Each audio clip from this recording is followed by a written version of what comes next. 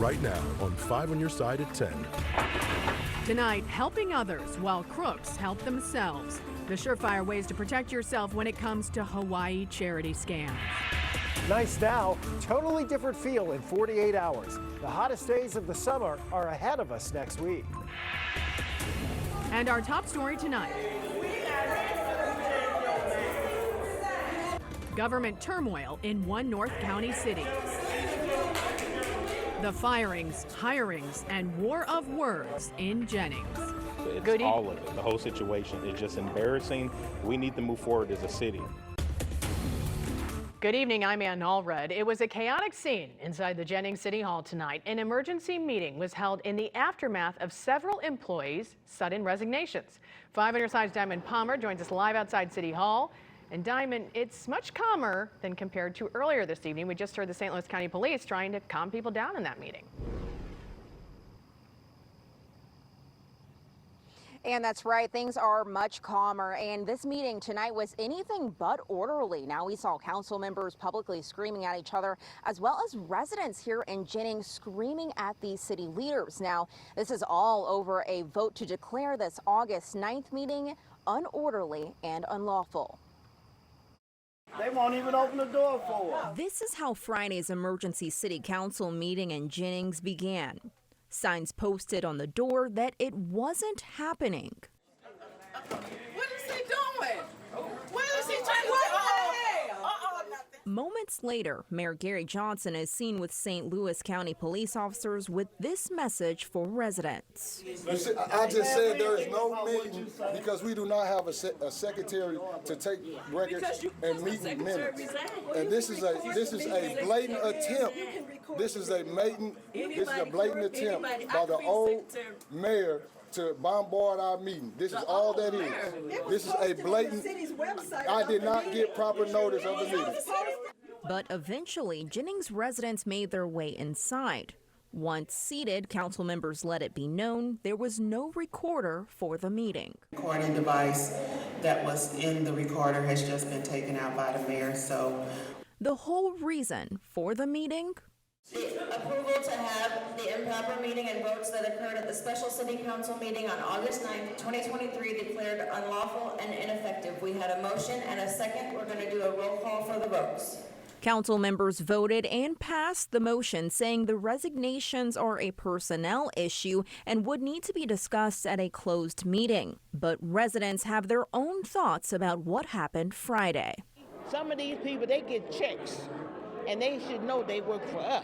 Evidently, they forgot it. They called off the meeting, and we sitting here. I didn't even know he had called off the meeting. The council has to come together, the mayor has to come together with the council, and the people in the city have to come together, because what is being shown for our city right now is just totally unacceptable. Also on tonight's agenda here in Jennings were public works complaints made by residents that weren't addressed, including inspections and permits. Now, Councilmember Quinn said during the meeting that some of these residents even complained about a portal for public works not being able to take these complaints. Live in Jennings, Diamond Palmer, 5 on Your Side. St. Louis police officers who patrolled downtown recently got a boost in overtime pay. New tonight, our Robert Townsend tells us about the new plan community leaders hope will also pay off when it comes to safety. In recent months, St. Louis police officers have investigated several violent crimes downtown. In February, investigators say Janae Edmondson was walking back to her hotel room from a volleyball tournament when a driver ran a yield sign, crashed, and pinned the Tennessee teen against another car. Edmondson lost both of her legs. Weeks later, a man shot and killed in an execution-style murder near Tucker and Convention Plaza. And in June, a deadly mass shooting broke out at a party on Washington Avenue. I think something needs to be done. It accelerated in 2014, and it's been downhill since then. Now, 2 months after the mass shooting, the St. Louis Police Foundation is divvying out funds from donors to the St. Louis Police Department. The new pilot plan is called the Anti-Violence Crime Initiative. It started on July 7th and is fully supported by Chief Robert Tracy. The plan calls for paying $860,000 to the police department for overtime patrols downtown. A police spokesman says the program typically consists of 4-hour overtime shifts for one sergeant and 6 police officers per shift. The initiative essentially pays officers about $70 an hour in overtime pay. I think it's a good thing. I think those officers deserve every penny they get and more. I mean, they put their life in their hands every day, and they protect us. As of today, there have been 19 shootings downtown. For months, the group Citizens for Greater Downtown St. Louis have called for better security downtown. Love what the Police Foundation does, and I'm thrilled that they're going to be investing in safety in downtown St. Louis. The 5-month initiative is expected to last until November. People I talk to sure hope it can make a difference when it comes to keeping downtown safe for everyone. It's not enough by itself, but it is a huge component of the solution. Robert Townsend, 5 on your side. Tonight, a mother and her baby boy were reunited after a kidnapping and car theft this morning. St. Louis police responded to the mobile gas station on MLK Drive around 6:30 this morning. The mother told police when she walked out of the gas station, she saw a black sedan parked next to her car at the gas pump. Then both cars took off with her 4-month-old son inside. Officers found the baby and car less than half a mile away at North Taylor and Aldine. The child was unhurt. Let's talk about the weather first forecast. A fairly comfortable start to the weekend, but hot temperatures will move into the bi-state. Chief Meteorologist Scott Connell has a look at your forecast. Scott. You know, and we've bumped up Sunday's high temperatures now close to 100. It certainly is going to feel like it's in that territory. Probably 105 to 110 by Sunday afternoon is what it will feel like. Right now, it is incredibly comfortable in St. Louis. Temperatures backing off into the lower 70s in town. Outlying areas already down into the 60s. Skies are mainly clear at this point. As we go through the next 24 hours, yes, you'll notice the humidity coming up a little bit tomorrow afternoon, but it's still comfortable through Saturday.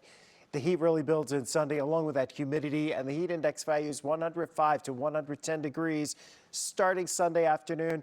That's likely to be the case pretty much every afternoon, at least through Wednesday, maybe into Thursday, possibly into Friday of next week. Excessive heat watch is in effect for all of our areas Sunday into Wednesday. Expect that to get upgraded to an excessive heat warning, one would think, later tomorrow afternoon, and going into effect again on Sunday, at least through Wednesday. And we'll talk about that and, of course, more on this, because right now Hurricane Hillary is churning off Mexico's Pacific coast.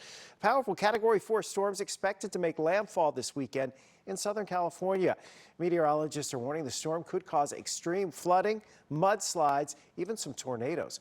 Hillary is forecast to hit Baja California tomorrow night and then approach California as a tropical storm. In Los Angeles, people are stocking up on supplies and laying down sandbags in areas prone to flooding. Los Angeles has deep experience responding to crises. Whether it be wildfires or earthquakes, the city is prepared. We're not waiting for the storm to hit. We have already begun working 24/7 to be ahead of the curve and to be ready as soon as the storm reaches our shores.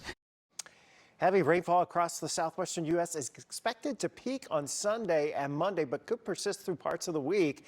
Hillary would be the first tropical storm to hit Southern California since September of 1939. Thank you, Scott. Stay with 5 on your side for updates on Hurricane Hillary. You can find them on air on KSK.com and on the 5 on your side app. Tonight, an audit of the St. Louis Circuit Attorney's Office that began 2 years ago is finally getting some traction.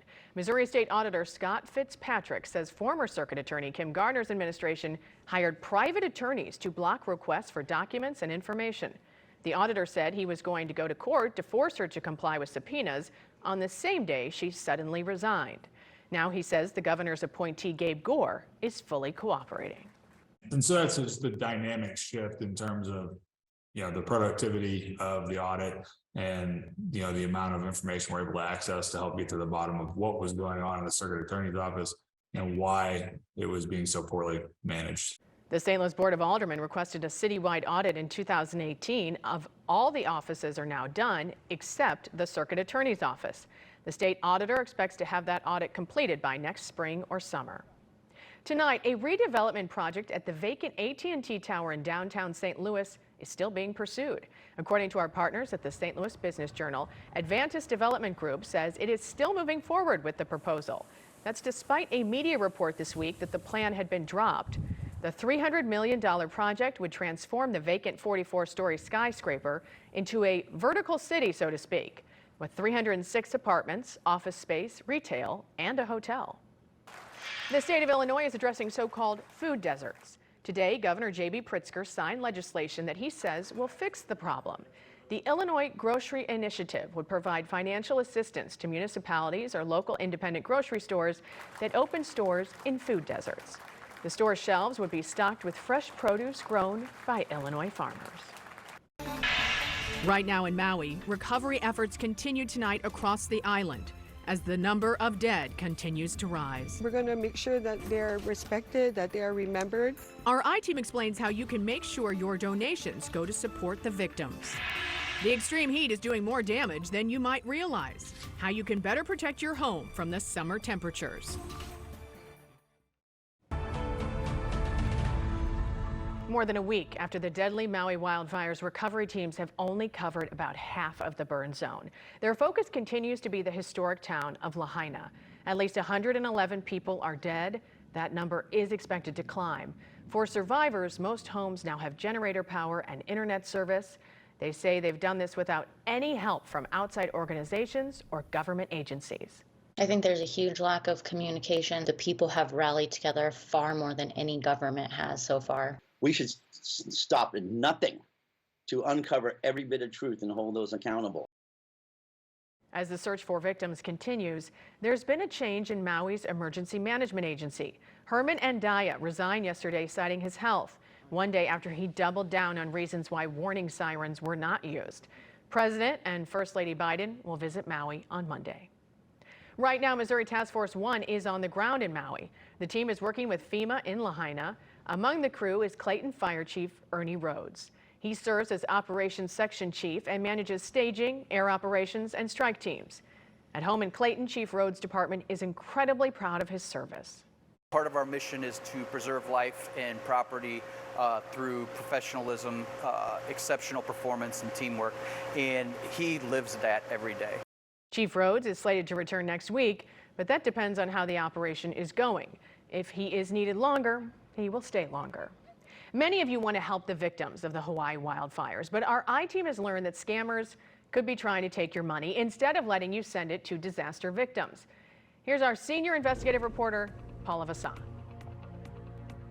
Several agencies, including the Better Business Bureau, are already warning about charitable giving scams. Scammers pose as charities, then steal your money, which never gets anywhere near the Maui wildfire victims. The BBB has a list of accredited charities, which pass 20 standards for governance, effectiveness, and fundraising practices. It advises using the American Red Cross, Direct Relief, Global Giving, or the Salvation Army. Additionally, they advise that if you find another organization, make sure you know the exact name of the organization. Some scammers will use similar names to impersonate a trusted organization and throw you off. Know where your money is going. Go to its website or even call to see what disaster relief services you would support. Crowdfund carefully. If you plan to donate through crowdfunding, make sure you know and trust the organizer. Beware of high-pressure appeals. Watch out for anyone who's urging you to donate instantly. If you get the slightest gut feeling something is off, wait. Donate directly. You should always make a direct donation to the organization. Watch out for telemarketers or anything by mail. We have more sites where you can make sure charities are legitimate on our website at ksdk.com. For the I-Team, Paula Vassan, 5 on your side. You can help the victims of the Maui wildfires. Text the word HELP to 314-425-5355. We will get you that information. And if you have a tip for Paula and the 5 on your side I-Team, you can leave a voicemail at 314-444-5231. You can also email Paula, the email address tips@ksdk.com. Please know all calls and correspondence will be kept confidential. Temperatures are about to heat up in the bi-state next week. The extreme heat is dangerous to your body. Did you know your home can suffer too? Consumer Reports experts share tips on how to protect your house from the sun's damaging rays. Mike Bush has the latest. We know the toll summer's heat takes on people and pets, but that's not all.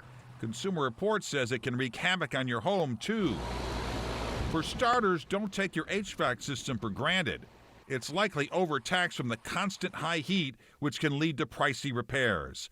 A simple DIY fix is to replace the air filters and then schedule regular professional maintenance. And it's not just the heat. Climate change is making storms more frequent and destructive, like summer storms and flooding. Homeowners insurance generally doesn't cover water coming from outside of your house, so it's not a bad idea to supplement your coverage with a flood policy. But even without a flood, extreme heat can create water damage in other ways, specifically with your plumbing. Metal pipes can expand and contract and over time leak. You want to inspect your plumbing routinely or have a plumber do it on a recurring basis. You could also consider installing a leak detector. They're a little bit expensive right up front, but they can save you tons of money in the long run. Consumer Reports recommends this leak detector from Maui. And those high temperatures can wear down your roofing, so it's important to inspect it regularly and look for damaged shingles or tiles. Replace them before they can leak and cause more damage. High heat and humidity can also create the ideal conditions for mold and mildew. You want to keep the humidity inside your home between 30 and 50%. Anything higher and mold and dust mites can thrive. A dehumidifier can help with that. CR tests dehumidifiers and says this media for larger rooms can help remove water from the air and maintain that ideal humidity in your home. CR says a dehumidifier will remove water from the air, but if your problem is driven by a continuous source of water, a dehumidifier won't be enough. And that's why regularly checking for leaks and other sources of water in and around your home is a good idea. Today, 5 on Your Side was out in Jefferson County for Pevely Days. Isn't this great video from up above? The end of the summer festival is taking place this weekend at Pevely Park. You can find all the fair staples, food, the rides, the games. There's also a mechanical bull. That's a new one for a fair. And Chief Meteorologist Scott Connell tried his best. Go ahead, give it a shot. Let's see what the bull does. Oh, ooh. So the bull. Oh! Well, the bull makes noise. Meteorologist Scott Connell joins us now. Now, I feel like you threw yourself off for the sake of time in the newscast. No, I would have stayed on as long as possible. Trust me. Really? That thing is like you can't stay on there very long. You did a good, and what you didn't see, folks, is he hopped on it. You have to jump. But you know, it was impressive. The children can jump on it, you know, because they're Not young. us, yes. But adults need to get a little. Well, you did more. a really good job. You get some bouncy house kind of thing. It's actually a lot of fun. And you know, it's a lovely night. They have music this afternoon, more tomorrow, car show tomorrow morning. And it's going to be delightful to start out your Saturday morning. Look how we're getting there already. 63 over in Salem, 66 at Scott Air Force Base, just down the road from DeSoto or in Pevely, close to it. 65, 64 degrees right now. You can't ask for anything really better than that this time of year. 72 at Lambert, our high 84 this afternoon, 61 the low this morning. Won't be quite that cool tomorrow morning. We still have a little bit of a breeze out of the east-southeast. We're going to keep that breeze up a little bit tonight. That means upper 50s to lower 60s. Coolest spots likely to be east of St. Louis, and in town will likely drop to about 64 to 66 degrees to start out tomorrow morning. We have a few high thin clouds coming in right now. Nothing as far as active weather goes over the next couple of days, right? So we're going to heat up. That's going to be our big story here, the heat building. And this is the other big story weather-wise. And while it doesn't directly have an impact on us, there is some thought that this storm being pulled into the west coast as it's expected to. Look at that well-defined eye of Hillary here. A very intense Category 4 storm. Could become a Category 5. It's certainly possible, but it will weaken to tropical storm strength as it pushes into California, heading into tomorrow night, heading into Sunday, and into Monday. The biggest problem is they're looking at 2 to 3 years worth of rain in 2 to 3 days in the desert Southwest. And so it's going to be a big problem for a lot of folks there. And we really haven't seen something like this happen before, so we don't know. Temperatures tomorrow near 90 degrees. You might have a couple of high clouds, but in general, it's pretty good. If you're heading down to Pevely tomorrow, good looking day. Temperatures get warmer. It's a little more humid than today, but the humidity really becomes noticeable here as we get into Sunday. We should be around 99 for the high. These numbers, 99 Sunday, Monday, 91 on Tuesday, they're all hot for sure. They're staying, it appears, just below record high temperatures for those days. But when factoring in the humidity and that heat combination, 105 to 110, that's looking like a pretty good bet for heat indices for Sunday, for Monday. Maybe they ease off just a little bit as we head towards Wednesday and Thursday. But Sunday through Wednesday, we do have the excessive heat watch. That's likely to get upgraded to an excessive heat warning as we expect those afternoon temperatures to climb a little above 100 Monday and Tuesday, perhaps Wednesday and Thursday right there, slowly backing off a bit towards the end of next week. By then, the humidity levels ought to come down just a little bit, but it's going to be rough here, and you'll really notice the difference Sunday afternoon. So lots of water. By the way, Pevely Days only runs through tomorrow. They're not doing the heat on Sunday, and they scheduled it that way. There is a lot of great stuff going on around town this weekend, but looks pretty brutal for next week. Sure does. Thank you, Scott. What's coming up in sports? Here's Holden. Mason Wynn wasted no time picking up his first big league hit, but you won't believe what the Mets did with the ball. I'll have the details coming up next in sports. The Sports Desk is sponsored by Jim Butler Chevrolet, the Midwest's #1 Chevy dealer 10 years running. 3 years after being selected in the second round, Mason Wynn has made it to the big leagues, but unfortunately the 21-year-old didn't make much of a difference tonight against the Mets. Wynn started at short and batted ninth for the Cards, but they really found themselves in a hole early in this one. Brandon Nimmo is going to take the third pitch of the game from Zach Thompson deep to left center and deposit it in the bleacher seats. The Mets are up 1-0 early in this one. We're going to fast forward to the fifth. Mets up 2-0. Wynn hits a chopper to third. He's going to easily beat out the throw to first. That's his first major league hit. Now, his family obviously happy. Even Ozzie gives him a hand. But Pete Alonso, well, he's not impressed. He throws the ball about 15, 20 rows deep into the stands. He would later apologize, but the Mets would win this one by a final of 7-1. And he's focused on just competing, but there's other responsibilities when it's your first day up here. And I thought he's handled it extremely well, and he was excited to get on the field and get the game going. There's a lot to be excited about when you watch that kid play. This 5 on Your Side St. Louis City SC coverage is sponsored by Together Credit Union. City SC is back on the pitch Sunday against Austin, and you may recognize some new faces along the sidelines. During the summer transfer window, City added defender Joachim Nilsson and Icelandic attacker Nökkvi Thorsson to a squad that is already atop the Western Conference and currently leads the MLS in goal differential at +16. And Nilsson says all of that talent on the club has pushed every player on the roster. Been ready from day one, no matter if you started the first 5 games or you came up, you sat on the bench the first 5 games. So once you played, you've been doing well out there. We're just 13 days away from the start of the college football season, and we still don't know who's going to be under center for Mizzou. Head coach Eli Drinkwitz has said all spring and summer that it's an open competition between Sam Horn, Miami transfer Jake Garcia, and last year's starter Brady Cook, who was recently named a team captain. I think a part of the competition is being the best leader. So I think that's just a part of it. Obviously, leadership comes with the position. But it has to be deeper than that. You have to be a true leader of the whole team. The offense is going to look up to you. The defense is going to look up to you. It's just something that has to be there. We had some action on the high school gridiron tonight in the Hillsboro Jamboree. MICDS with the ball when we pick up the action, and watch quarterback Brian Gould. He's going to work the pocket, keep the play alive long enough to find Henry Rohan for the touchdown. He's just a sophomore. However, Sam Boydston and Parkway North, well, they're able to get some things done through the air as well. He's going to connect with the receiver on the go route, and we just need the coach to get off the field because we've got a touchdown there. The Vikings offense is loaded heading into the season. Normandy and Hillsboro squared off in the other game of the night, and the Hawks QB Preston Brown, he's going to fake our chief photographer out before finding all 6 foot feet, 205 pounds of Peyton Brown. You just can't stop him. A little bit later, Brown would look to the air again, but watch the end for Normandy just come around and light him up. That ball's loose. It's okay. It's a jamboree. We're not keeping score until next week. And of course, 5 on your sideline will return next Friday night, Ann. Excited for that. Thank you, Holden. Supporting the Folds of Honor, how much money Schnucks was able to raise during this year's campaign. A special moment before tonight's Cardinals game, Schnucks presented a $300,000 check to Folds of Honor for this year's Folds of Honor campaign. Brittany Cruther then got to throw out an honorary first pitch right here. She was in the Air Force for 12 years and retired after sustaining injuries while serving.